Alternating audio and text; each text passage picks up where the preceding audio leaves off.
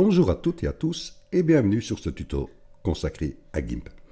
Tout d'abord, je tiens à m'excuser pour le petit retard du tuto, mais le principal, c'est qu'il soit là.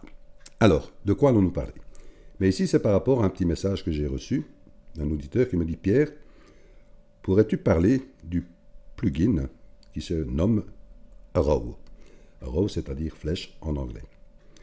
Et ce plugin, une fois installé, il va se trouver ici, dans votre onglet « Outils ». Vous voyez, il n'y est pas, donc je vais vous montrer comment l'installer et aussi comment l'utiliser. Alors, ce plugin se trouve où? Mais je vous mettrai bien sûr le lien dans la description. Donc, allons le chercher. Naturellement, il se retrouve dans le registre des plugins de GIMP. Et vous voyez, Draw, Arrow, dessiner une flèche.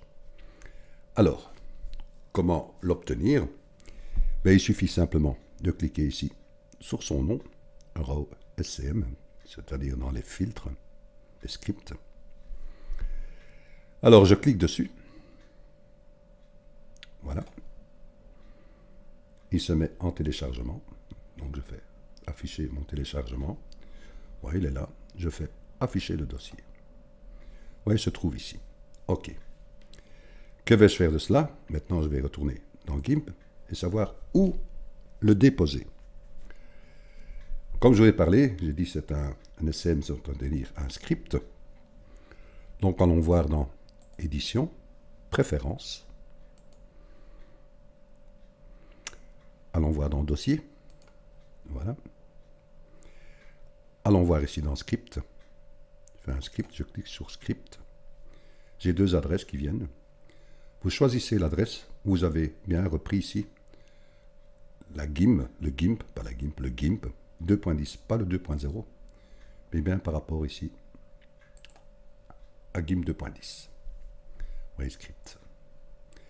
Une fois que vous avez cliqué sur l'adresse, vous cliquez ici sur le petit onglet Afficher l'emplacement du fichier. J'ai une fenêtre qui s'ouvre avec Script, puisque c'est bien ça que j'ai cliqué. Je fais un double clic sans Script. Et j'ai une fenêtre qui s'ouvre où il n'y a rien dedans. C'est justement là que je vais aller chercher mon plugin qui est allez, viens ici, celui-là. Je vais réduire la fenêtre. Voilà. Il a été téléchargé ici. Un SCM. Je le prends. Je fais un clic gauche. Je reste appuyé et je le glisse dans ma fenêtre que je peux fermer. Je peux fermer celle-ci.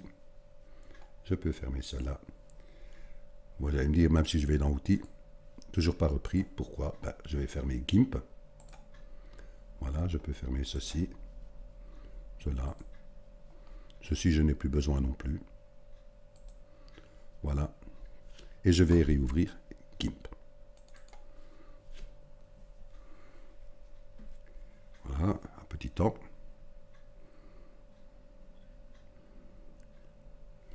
Donc, si maintenant je vais dans Outils, voyez, j'ai Arrow. Alors, je vous ai dit comment le télécharger et aussi comment fonctionne-t-il. Alors, je vais vous montrer. Alors, tout d'abord, allons ouvrir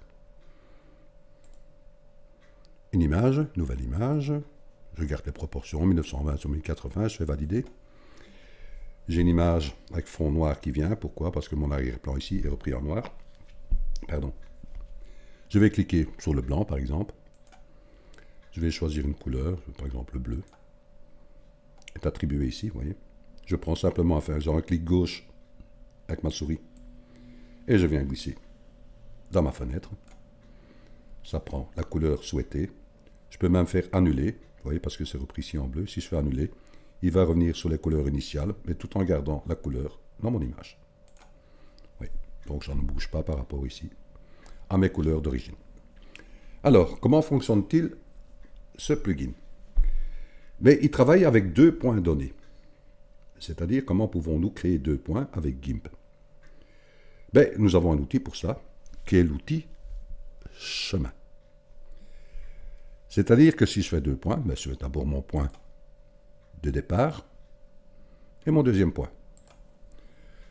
Si je fais un troisième ou quatrième, j'ai bien dit qu'il travaille sur deux points donnés. C'est-à-dire lesquels?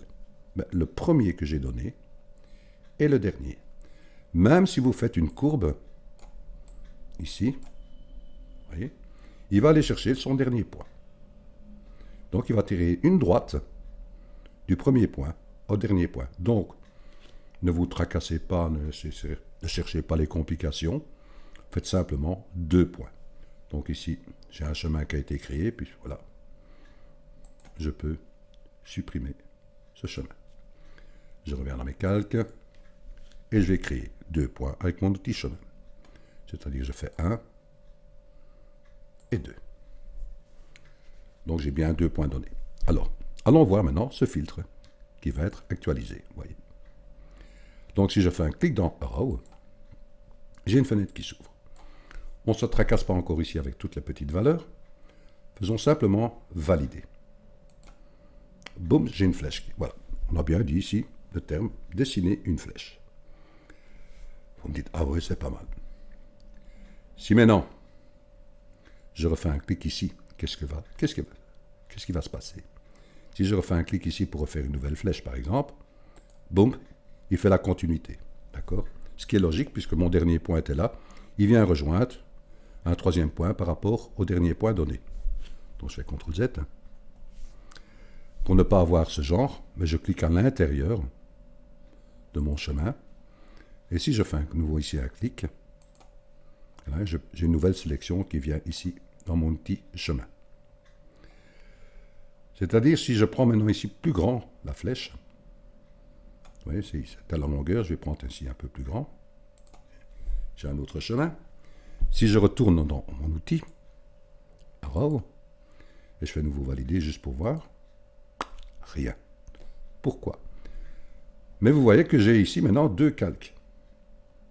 Je sors là, voilà, j'en ai plus. Que j'allume celui-là ou que j'allume celui-là, je suis toujours sur la même flèche. D'accord? Pourquoi? Parce qu'il travaille ici sur un calque. Enfin, sur un onglet chemin ici. Que je vais supprimer. J'ai supprimé, mais le tracé de ma flèche a été fait. Donc là, je reviens. Vous voyez, mes 2 calques sont là. Donc, il y en a un que je peux supprimer puisque c'est une copie. Voilà, je suis de nouveau sur mon arrière-plan. Je vais reprendre de nouveau un point ici. Et je vais le faire plus grand, plus long. Et je retourne dans Outils, Arrow. Je garde les valeurs, c'est simplement pour voir la différence avec un trait plus long. Valider. Vous voyez, totalement déjà différent. Vous dites, oh là, Pierre, si maintenant je tire une flèche d'un bout à l'autre de l'image, elle va prendre presque toute mon image. Voilà. Donc, allons voir maintenant un peu ici. Vous avez vu que si je reprends de nouveau un chemin, il va de nouveau travailler sur ce chemin-là. Je vais dire, allez, j'enlève le chemin. Voilà. Et je vais prendre ici le dernier calque. Je vais le supprimer. Travaillons toujours sur un calque pour ne pas remplir toute l'image. Je vais refaire un trait. Voilà. On s'amuse, hein? C'est justement pour vous expliquer. Je vais retourner dans les outils. Et je vais de nouveau dans Arrow. Avant de commencer toutes ces valeurs ici, nous allons voir un peu de quoi il s'agit ici. Si je clique ici, vous voyez, il y a coché ici File L. C'est-à-dire, on parle bien du pourcentage, c'est-à-dire l'angle de remplissage de ma flèche. L'angle de remplissage. Vous voyez ici qu'il y a un angle qui est donné à ma flèche. Ça, c'est un exemple. Alors ici, use first path. L'emploi du premier chemin. C'est-à-dire qu'il utilise le premier point. C'est-à-dire le premier point que j'ai donné, qui est ici, il utilise la flèche vers ce sens. Vous voyez? Si je décoche cela, on va voir ce qui se passe. Il me met la flèche dans l'autre sens. Vous comprenez déjà la différence? Ok, là on avance tout doucement. Je vais de nouveau enlever le chemin. Je vais me dire, Pierre, il faudra à chaque fois aller enlever le chemin. On va regarder tout ça. On recrée un autre chemin. Allons voir outils. Row. Donc ici, on a bien vu le sens de la flèche, c'est-à-dire, maintenant que j'ai décoché ceci, par rapport à comment je vais tirer ma flèche, il va donner sa pointe. Ici, vous voyez qu'il y a Delete Path, c'est-à-dire supprimer le chemin. Donc ça peut être intéressant. Donc si je clique là-dessus et que je fais valider, il me recrée la flèche, pardon, la flèche, mais il ne m'insère plus le chemin dedans. Donc si je vais dans le droit chemin, oui, j'en ai plus. C'est intéressant. Je peux m'amuser à faire des chemins maintenant. Je vais recréer un autre point. Voilà. Je vais retourner dans Outils, Row. Ici, vous voyez, on a regardé ce deux-ci, et vous voyez qu'ici, il dit employer un nouveau calque pour la flèche. C'est-à-dire qu'ici, si je décoche ceci, ben, il va l'insérer dans mon arrière-plan.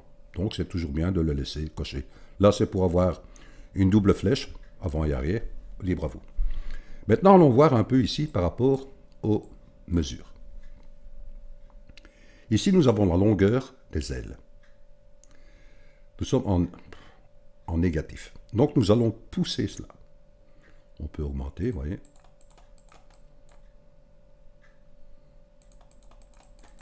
Mais je vais dire, par exemple, je vais la taper, je vais faire un double clic à l'intérieur, je vais te mettre 45.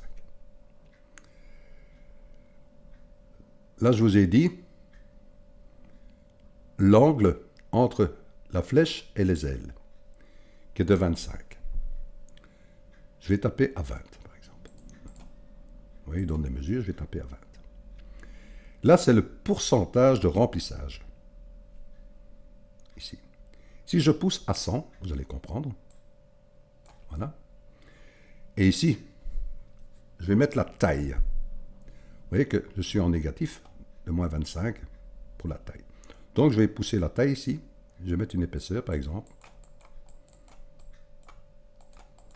de 5. Et je laisse tout ça comme j'ai fait auparavant. Et je fais valider. Vous voyez, j'ai déjà une flèche beaucoup plus réduite. Et vous voyez que le 100%, c'est le remplissage de ma pointe. Maintenant, même si je refais un chemin, vous avez vu que, en gardant les valeurs initiales au départ, d'un trait à l'autre, si je l'agrandis, elle prenait de plus en plus d'ampleur, ma flèche. Ici, si je reprends un même point, je garde les valeurs, je vais faire un point de départ ici, et je le fais plus long, et que je refais de nouveau outil, Row, et que je ne bouge pas, et que je fais valider, il garde les mêmes proportions, même si j'agrandis ma flèche. Ce qui n'était pas au départ. OK. Je vais refaire autre chose maintenant. Si je reprends ici un point, je refais une flèche. Je retourne dans Outils, Row. Alors, on va, disons, un peu changer cela. Au lieu de pourcentage ici à 100, je vais mettre par exemple à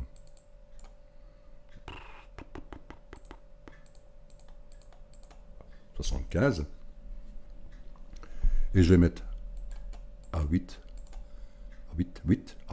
l'épaisseur. OK. Et je vais par exemple... Ouais, je vais laisser comme ceci, je vais essayer, je vais faire valider. Donc, vous voyez ici, je vais essayer d'agrandir la flèche. Comment faire? Ben, je peux faire CTRL Z. Non, ben non, je peux encore m'amuser à faire une autre flèche en dessous, à côté. Simplement montrer une valeur à l'autre. Outils. Row. Ben, j'ai la longueur ici, je vais la passer à 75, 75. Je vais valider. Oui, j'ai agrandi la flèche. Maintenant, je vais regarder ici par son remplissage. Donc, je refais. On s'amuse, hein? C'est le but aussi. Vous pouvez déplacer un peu pour la mettre bien horizontale. Je retourne dans Outils. Row. Ici, je décoche ceci. Voilà. On regarde ce qui se passe, valider. Vous voyez, il réduit le remplissage par rapport à son angle. Vous comprenez? Je peux refaire une autre flèche. Voilà, je retourne dans Outils. Je fais Arrow. Je peux cocher ceci et diminuer par exemple à 60. Et j'ai recoché ici. Je vais valider. Vous voyez l'angle qui donne. Vous pouvez aussi choisir une couleur. Je vais prendre par exemple du rouge. Je vais valider. Je peux recréer un chemin. Je la mets bien verticale, je regarde. Voilà. Je peux retourner dans Outils. Row. Je vais valider. Voilà. Ça peut être utile, par exemple, c'est ma dernière flèche qui est ici, vous voyez, qui est celle-ci. Je peux dupliquer. Voilà. Je peux prendre l'outil de déplacement. Voilà. Déplacer vers le bas. Je peux encore dupliquer. Je suis toujours sous l'outil je déplace. Vous voyez, si vous voulez par exemple jouer avec un menu, montrer tel et tel élément, voilà, amusez-vous, c'est le but. Faites plein d'essais avec la fenêtre du plugin Arrow. Voilà, j'espère que ce petit tuto a été intéressant pour vous. Je dis déjà un merci à l'auditeur qui m'a fait connaître aussi, je ne connaissais pas ce plugin. Donc voilà, un grand merci de votre écoute et je vous dis à très bientôt pour un nouveau tuto. Merci à vous.